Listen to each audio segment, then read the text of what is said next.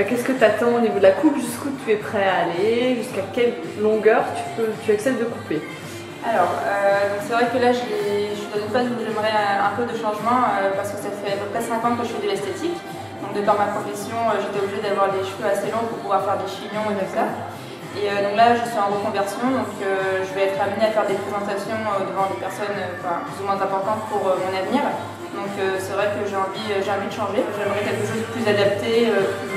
On dit souvent que aussi je suis plus jeune que mon âge, alors aussi peut-être quelque chose de plus élaboré. Et c'est vrai qu'avoir des longs cheveux, tu vois, tu as un visage très rond, angélique, et tout ça va dans le côté adolescent. Donc il va falloir un petit peu casser cette image peut-être pré-ado pour aller vers quelque chose de plus féminin. Et la féminité, ça passe pas forcément par la longueur. Maintenant, il faut respecter quand même ton ressenti, c'est-à-dire que tu as besoin d'avoir un toucher, d'avoir une certaine matière, mais il faut aller vers quelque chose d'un peu plus moderne et féminin pour vraiment aller vers une image plus structurée, plus moderne.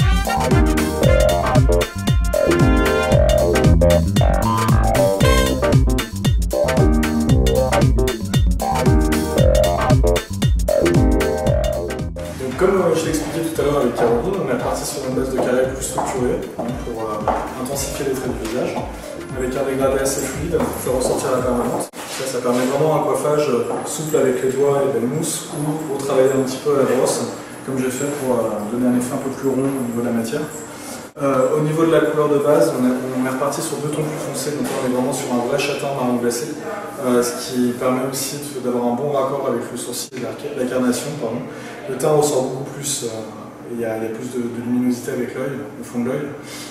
C'est vrai que le souci, c'est que sur les vraies brunes, dès qu'on part sur des choses trop marron clair, on ternit un peu le teint, ça floute un peu la couleur des yeux et ça ne dessine pas nécessairement toujours bien le contour du visage. Là, on voit vraiment que tout ressort au maximum.